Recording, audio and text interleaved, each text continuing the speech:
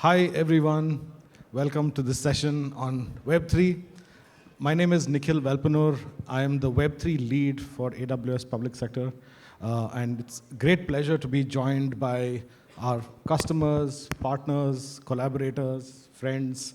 And I'd like to go around the panel and have you all give a quick introduction about your company. So, Santosh, please, can you go first? Yeah. Hello. This is Santosh. I'm the CEO and co-founder of 21K School. We are the largest online school right now in India. Hi, can you hear me? Yeah, I think. My name is Neil Martis. I'm the founder of LegitDoc, but basically LegitDoc is an on-chain based credentialing system using which any document issuers, such as governments, banks, fintech companies, quality assurance people, anybody can issue tamper-proof digital documents on blockchain, which are verifiable within a matter of 10 seconds. And we have been one of the leading companies in India in this space, and we have done some of the largest implementations on both government and private side. Thank you. Hi everyone. Is it working? It's working now. It's working. Hi. Hi everyone. My name is Arpit. I am VP Enterprises at Polygon. I lead APAC Enterprise Business.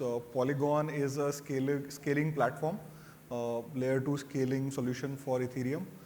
We have been in the space since 2017, and we have seen some amazing projects across different solutions from DeFi to Metaverse, NFTs, a lot of government use cases being built on Polygon. Happy to be part of this panel. Hey, hi, can you all hear me? Is that okay? Okay, great. Firstly, AWS, thank you so much for having me here. It's always a pleasure and honor to be on any of your panels. I'm Srivatsa. I'm the co-founder and CEO of an agri-tech startup based in Bangalore called TraceX Technologies. We're solving for traceability and sustainability of supply chains, leveraging blockchain and digitization. We'll talk more about it as we move along. Thank you. Thank you so much. And we will go much deeper into all the work that you are doing. It really is a privilege to have a panel like this because these really are some of the most cutting edge use cases that you will see anywhere in the world. And we will dig into all of them. So I thought we'll start the panel by, giving a flavor of what Web3 really is, right? Because you've heard words like blockchains, you've heard metaverses, you've heard non-fungible tokens, decentralized finance, there are regenerative finance. So let us give it a definition, right? Web3 being the superset of all of this, right? So I'd like to invite each panelist to share their perspective on what Web3 is and what are they building towards, right? So maybe we can start with Arpit, given that Polygon is a level 2 scaling solution and one of the most exciting blockchain companies in the world. So I'd love for you to go first. Thanks, Nikhil. So I think when we have to define Web3, before that we just need to look at what Web2 currently is, right? So the internet that we know today. So internet allows us certain functions, right? It allows us to communicate, share information, share some documents from one party to other, right? So that's the internet of today that we know of. What Web3 is, it adds another element to all of these interactions, and that element is of digital ownership. So if you look at it, before blockchain, there was no way in the world that you would actually own any digital asset without having an intermediary, like true ownership, as you own your cash or your watch or your phone, right? So always you needed an intermediary to certify that this person has this and maybe make those transactions on your behalf.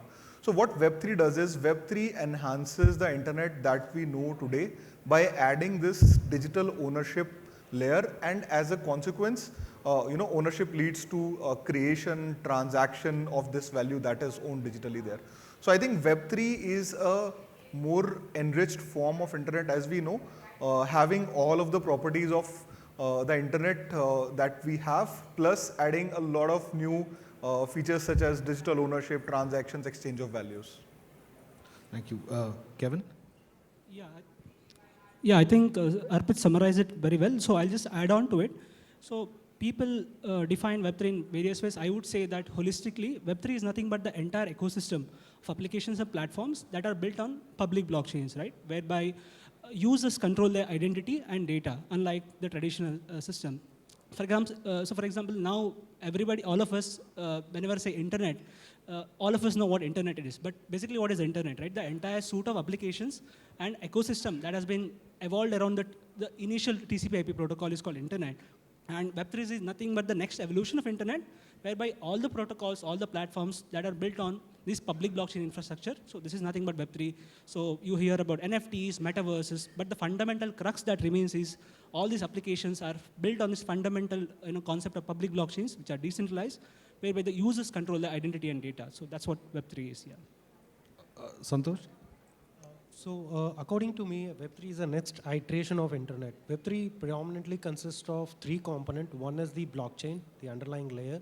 Second is the UI in terms of 3D, AR, and VR. And third and most important concept, part of it is AI. This is the next iteration. This could have not been possible 10 years before, but today's with the technology, hardware, and the speed of Internet, these are becoming a real case use case. So it's actually the new way. People think it's a bubble, but it's the way Internet will shape up in next future.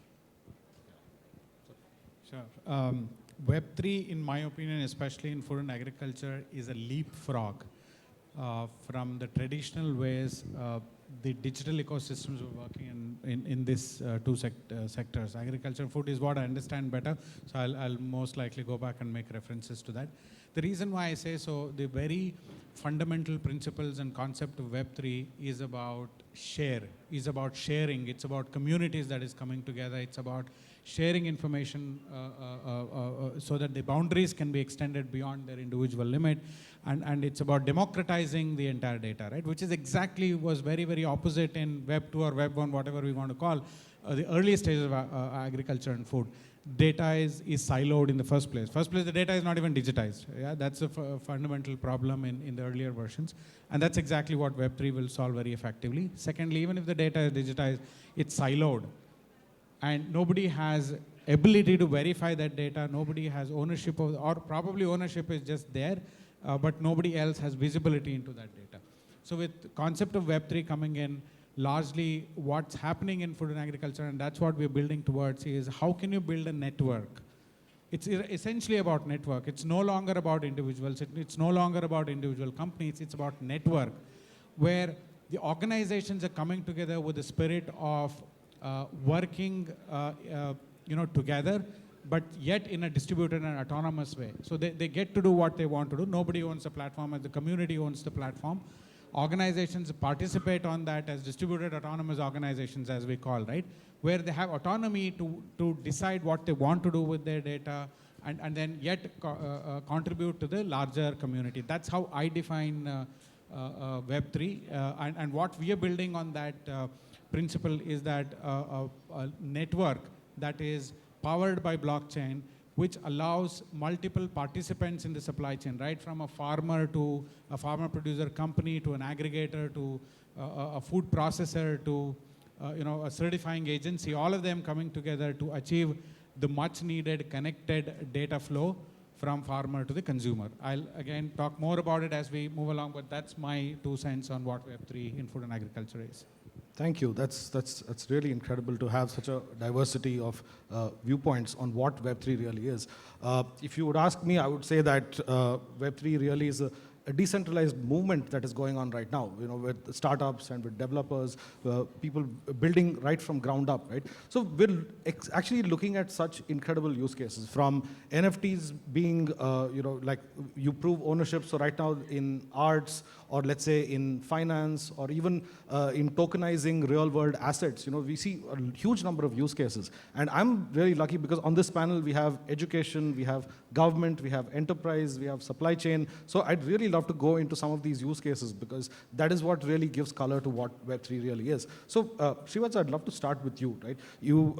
TraceX has been built on private blockchains. You are exploring being on the mainnet with public blockchains. So I would love for you to give us some color as to how supply chain has been, how are you building on supply chain at this point of time? Sure. I'll take a couple of use cases.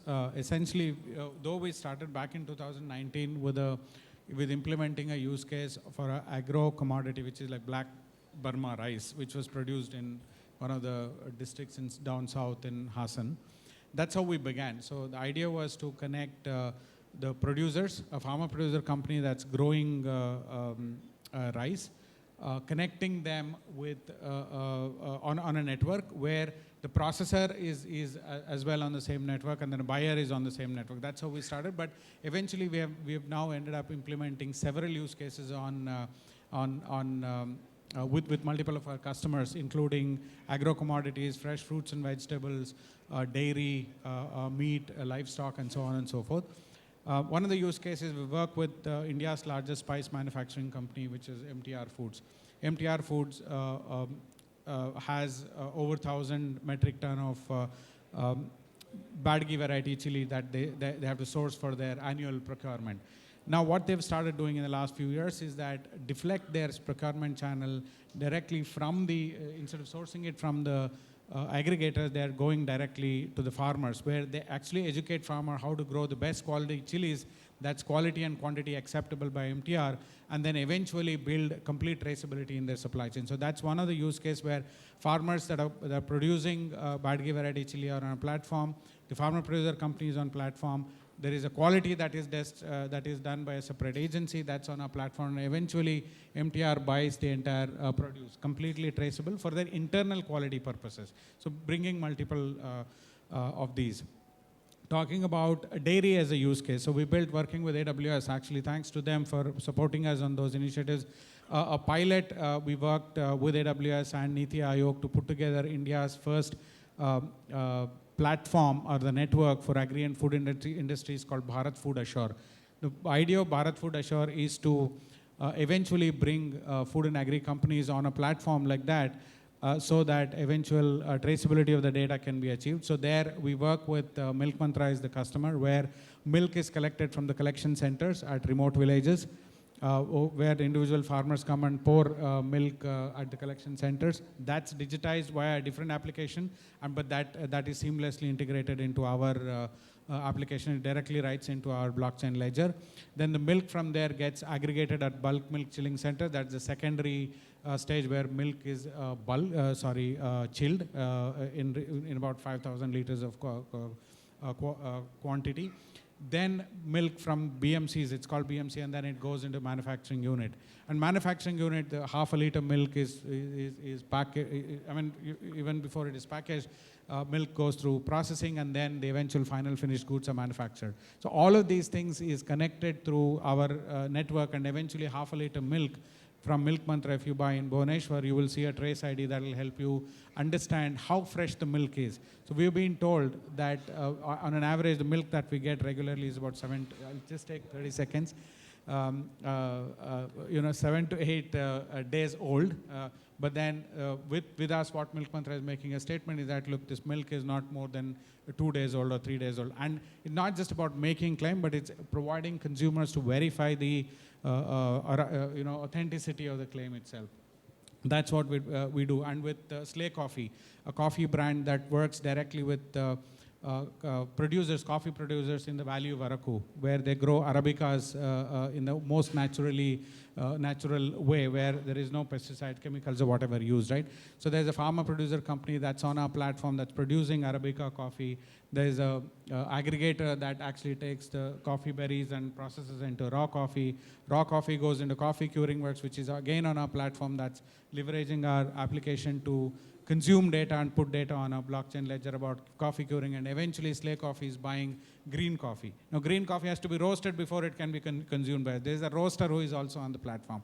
So now each independent organization, I just want to connect back to what I said first. It's about bringing multiple participants who are heterogeneous in nature on a common platform and allowing them to exchange data. So now if you see, Slay Coffee is now able to beautifully build a complete traceability of verifying the veracity of that coffee from the Valley of Araku.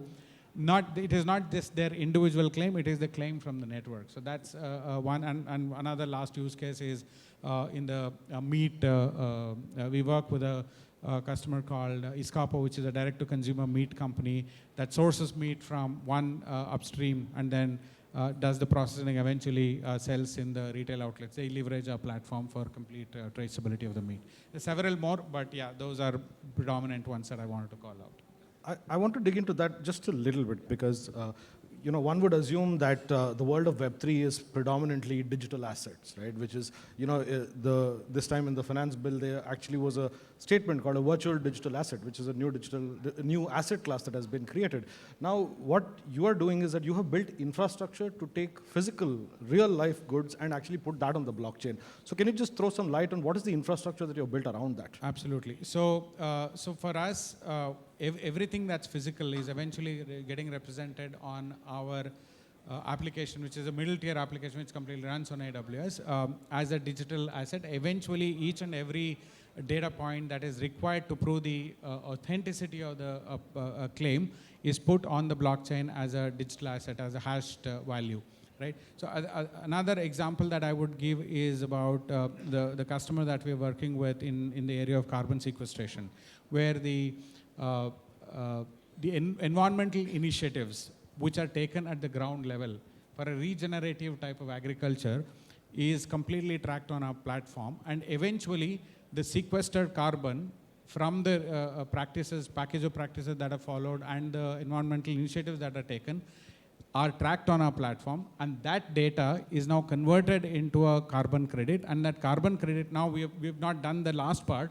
The idea is in the next few months we will be releasing the product there where the carbon credit is tokenized. We're collaborating with the likes of Polygon to see whether can we tokenize these physical assets into eventually digital assets and make them tradable, right? As an NFT, for example, right? Those are areas that we're working at, and that's exactly how even digitization works. Let's say a bag of paddy, which is grown for seed purposes, is a physical commodity that is digitized as a digital asset on our platform, leveraging blockchain, which has a unique hash, which is universally, that 50 kgs of bag can be universally identified through a simple code. That's incredible.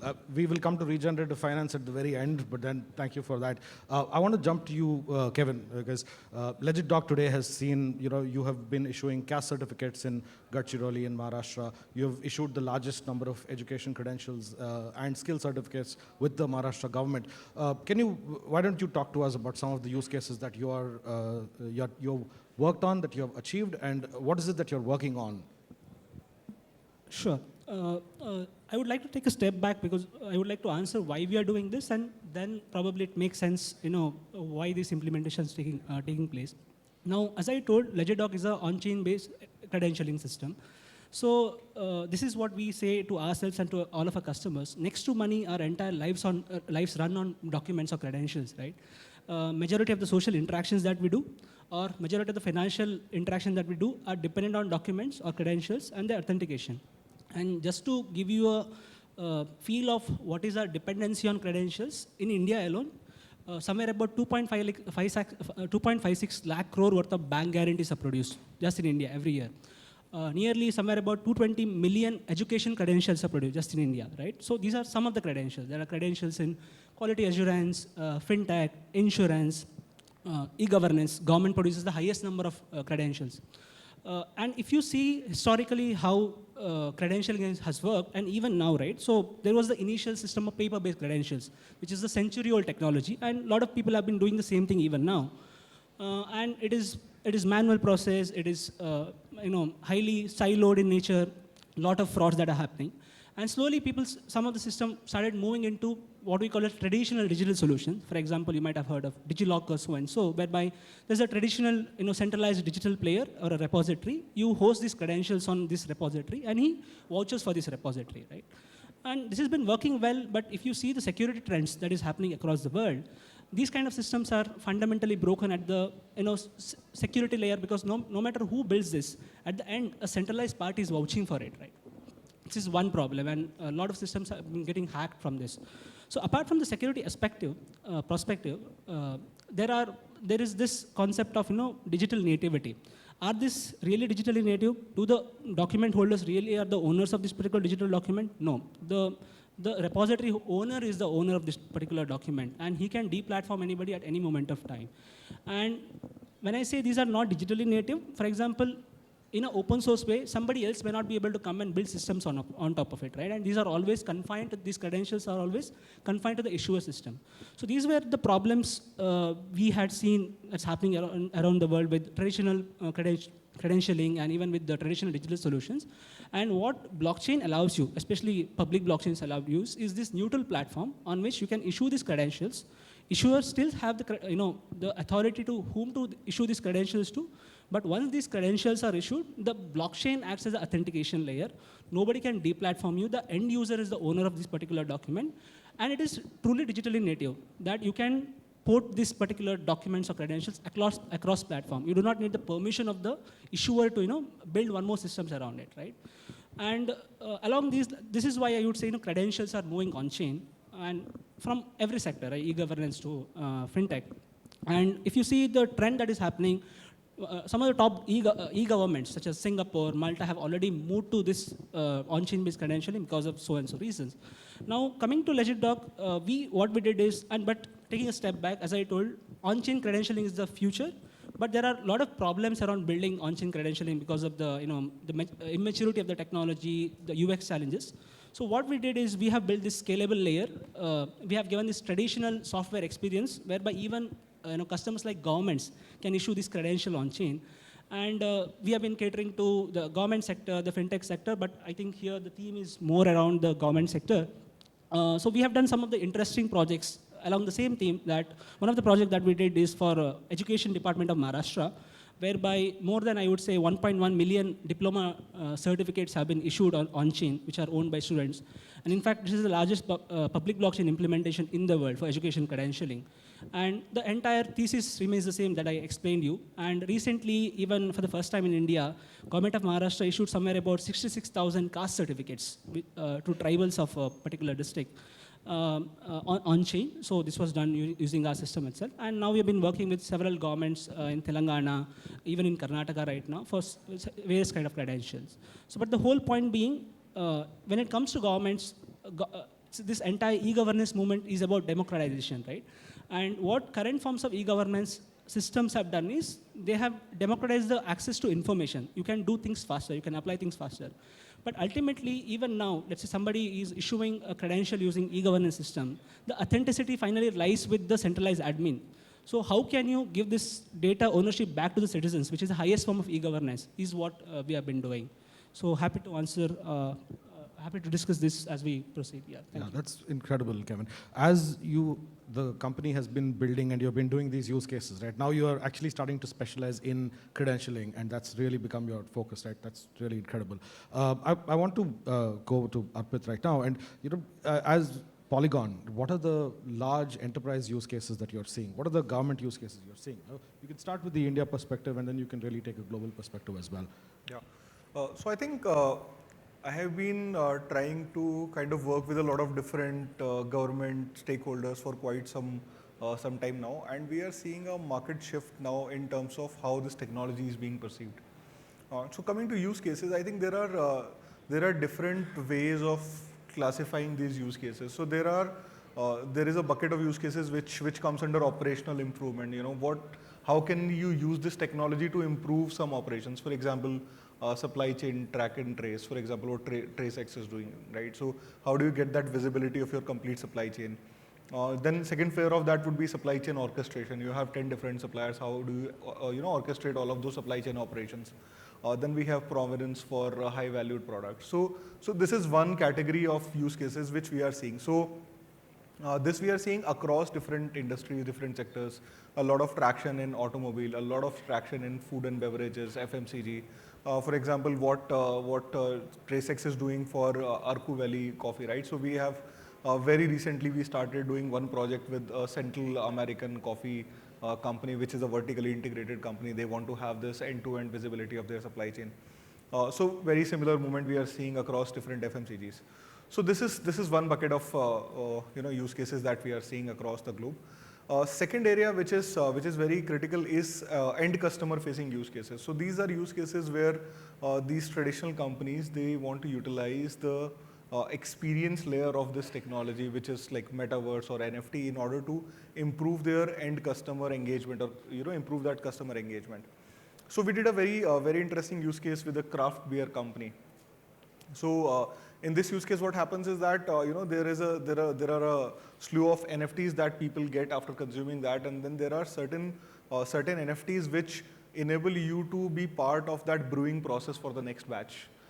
Some NFTs give you ownership of artwork that is there on the beer can. So essentially what this is doing is, if you look at it, the beer market, there is, brand stickiness is very less, right? So what this is doing is, this is ensuring that you engage with your customers in a much more direct way than your traditional marketing, which is very passive. You just shout out and a message goes and that's it, right?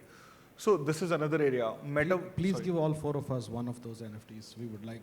Yeah, I haven't got myself.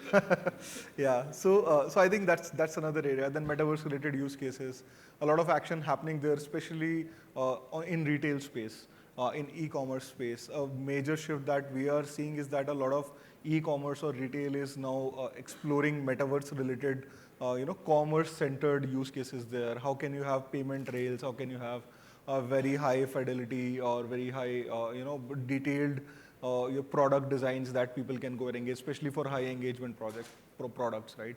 So that's the second piece. Then slight variation of these things. So we are seeing a lot of action in citizen service delivery. Governments are taking now a lot of interest in understanding how this technology can improve the citizen service delivery. For example, Neil has done some amazing work with government of Maharashtra. We are working with government of Telangana on some vehicle registration project. Then there are multiple projects. For example, Uttarakhand, we did a project for tracking of medical assets for some medical colleges in Uttarakhand. So a lot of activities happening there. So we are in fact also exploring some metaverse experiences for some of the departments in some different countries in APAC, right? So they want to create a single window channel wherein in that metaverse people can come and get a lot of government processes completed. Banking is seeing a lot of action there. So I think these are the major buckets that I would say we are seeing a lot of action. But one thing is certain, that this change is happening, and it's happening at a very, very fast pace. And all of these, I'm not even telling you the obvious ones. For example, crypto payments and digital assets and all of that, as tokenization. So all of these are very, very commonsensical, and a lot of course, this is happening, right? So the point here is that this change is coming in a very big way, touching almost every facet of life that we know. Enterprise is going to be one of the biggest harbingers of this change in times to come, because of the sheer numbers that they have as their users and stakeholders. Amazing. You dropped my favorite word 5 times in this conversation, metaverse. And that's a perfect segue to Santosh. Santosh, you have a really inspiring vision for the metaverse that you're building as part of 21K School. You're also doing a lot of Web3 education. You're starting India's first Web3 school as well. Why don't you walk us through what you're thinking? As part of our school, we have multiple use cases. I'll just walk you through. So we were, debating on like a year back or something with my co-founders on what's next, because, being virtual and being online as a school, right, achieving that interactivity, the engagement with the students, teacher, and that, you need to be part of that community is very important. That's where we came up with the concept of, creating a complete next-gen virtual metaverse school.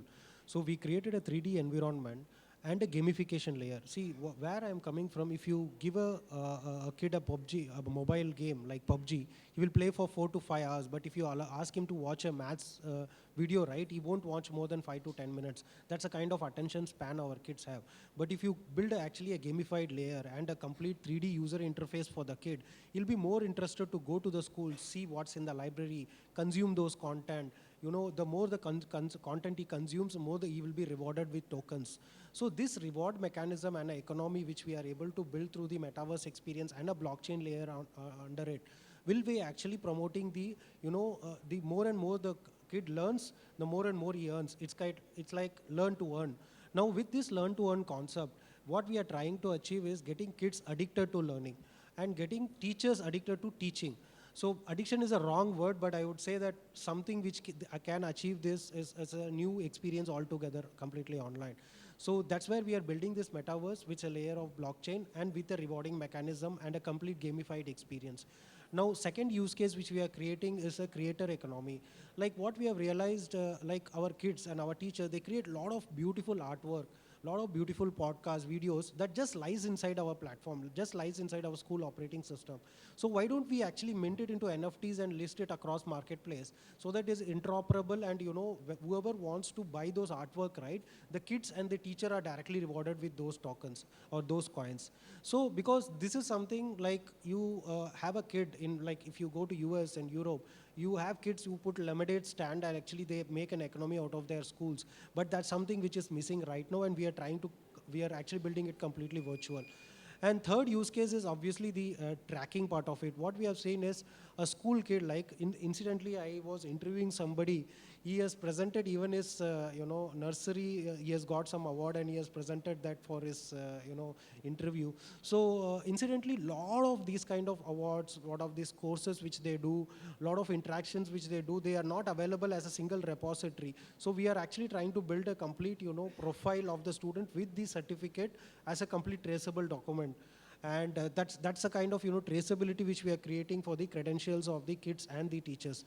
Because over a period of time, what happens is, you see last month Germany has declared 20 or to 30% of the document which the Indian students submit are fake. I think these kind of use cases will remove all those fake documentation, and we'll have legit documentation being submitted for any higher education and stuff. Now, third or major use cases which we are trying to build is teach Web3 technologies to the kids. Because what we have realized is, like if you go to our other country students like Europe or US, at least some percentage of them are employable after high school. But in India, everybody from high school, they goes into college, and a lot of them who actually drop out of the school, they never end up into a good job. So that the skill-based program is something which we are building as part of our curriculum. Because Web3 as an ecosystem will only grow when you have enough developers. And to have enough developers, you need to start in school is what we feel. And we have actually imbibed all the techs in terms of, if you have to teach blockchain, if you have to teach some kids how to create 3D versions of 3D world, all these things has to be part of the curriculum of a school, and we have embedded it, and we are building that complete, stack where, the school students starting from 6th grade onwards will be able to learn and also implement this for various projects. You'll be surprised with the kind of, the projects with these kids come up. I was very surprised with the, there was a 9th standard kid in our school. We never knew that kid will come up with such a solution. He beautifully actually consolidated all the document, and he traced all the document, extracted those data, and actually beautifully built a dashboard. Now for an enterprise, building such a solution is very easy, but for a 9th grade kid who is just working with an open source solution and coming up with something like that in 2 weeks and showing that this is what we have built, just see this, sir, what is your this thing. So I think we are successfully implementing such education layer. But education will play a major importance in Web3 because you need more developers, more people to adopt this solution, and that all starts with educating those people. And this is the kind of ecosystem which we are building in. And one major important part is played by Polygon and people like AWS who allow us to utilize their baseline infrastructure to build such solutions and to reach out to a lot of people. And education I feel is the major use case as far as Web3 is concerned, because everything starts from bottoms up. That's incredible. Thank you, Santosh. I want to move into a slightly more provocative side of this conversation, which is really about private blockchains versus public blockchains, right? Because there is a lot of activity that has been happening on the private blockchain, which is essentially in a closed system.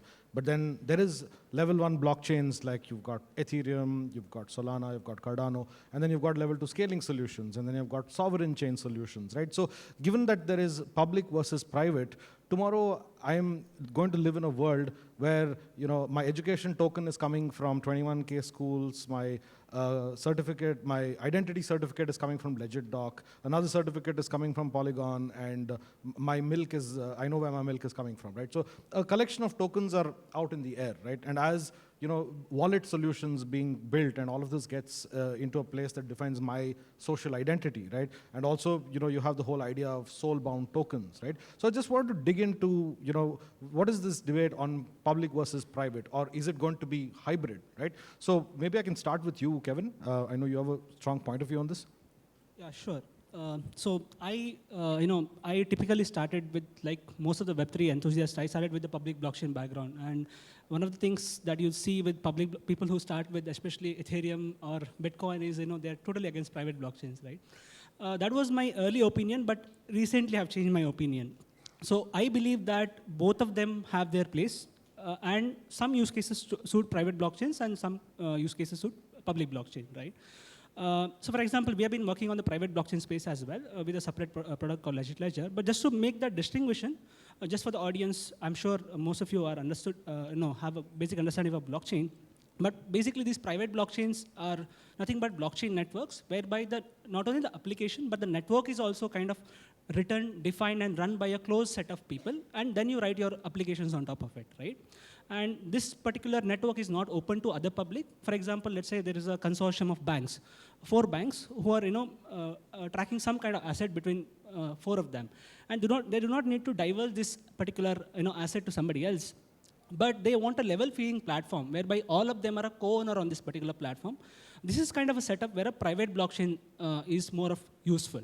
So I would say in any scenario whereby you have more than one stakeholder and they want to have any kind of collaboration between them, but they want a flat structure, right? Not a hierarchical structure, not an admin who is overseeing all the transaction. Private blockchain implementation makes more sense here. And in fact, this has not been made public by the government, but we have been building something called as blockchain-based identity management system for somewhere about 1.2 million people of a tribal district to handle their identities and even benefit transfers that happens from 5 independent departments. So use cases like this, for example, otherwise, as even TraceX is building, there are n number of close set of people who are, a particular asset is getting changed between 4 to 5 people, and you want to track it between a limited number of people. That's where a private blockchain makes sense. Where a public blockchain makes sense is, for example, cases like LegitDoc, right? So in case of LegitDoc, what is happening? There are individual issuers, let's say the government or a financial company, somebody. There is one issuer and there are n number of users. There are the document holders and verifiers could be anybody.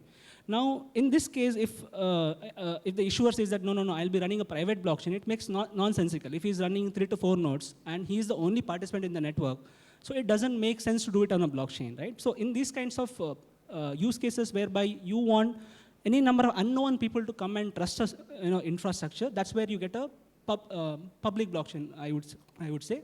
And in terms of the use cases that I've seen, I would say that nearly 70 to 80% of the use cases would be fitting into the public blockchain space, and some limited applications would fit into the private blockchain space as well. And both of them have their own places. Yeah. Thank you. Shivaza? Yeah, I totally agree to Neil's point. I think he made a lot of good points. Eventually, it actually boils down to use case. And whether private, public, it doesn't matter. We have to solve a very genuine business problem, right? That should be of prime importance here. For example, we started with private blockchain back 4 years ago, because the moment you take public to a supply chain company, first of all, nobody in the supply chain wants to share their data. There was, at least now it is different. And now you talk about public blockchain, but whatever reason they think all their data will be out there in public for whatever reason. That's the understanding or maturity, you can say. So stay away from it. Secondly, the implementation matters a lot. So though we have implemented a private blockchain, it is like a network. There is a governing structure. The way the participants are made the governors of the blockchain. You're giving them autonomy to operate in the way they want to operate. I think that also defines how you eventually implement. But now, I think with layer 2 solutions coming over there and making the transaction cost, speed and cost of the transaction a lot less, or more speed and less transaction cost, I think it makes sense to actually build hybrid environments going forward. So my suggestion, and we'll probably do that ourselves as well, that multi-chain support, maybe one private and one public, is always good. And eventually, what we as a community of blockchain developers here will have to solve for is interoperability.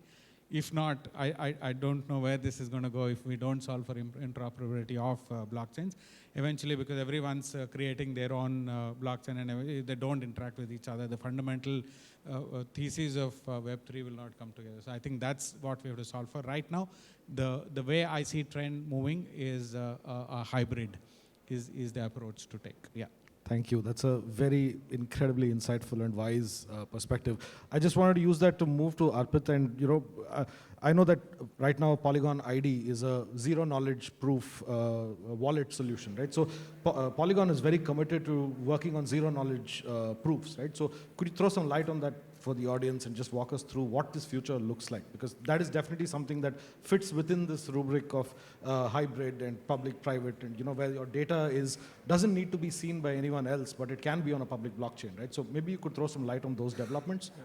So I think overall, as a concept, zero knowledge proofs and zero knowledge rollups and optimistic rollups, they are going to be the arena of scalability in times to come. So a lot of action is happening. For example, Polygon, we are working on a lot of different facets of zero knowledge spectrum. So we recently announced ZK EVM, which is a Ethereum compatible ZK EVM. Then we are working on something called as Polygon Zero, which is a ZK rollup which is optimized for speed. Then we have Polygon Maiden, which is a general purpose ZK EVM.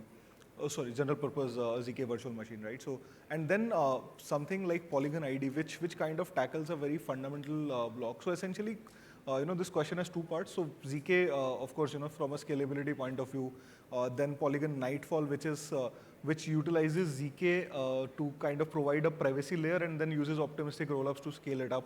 And it is being taken very favorably by a lot of supply chain, companies. So that is happening.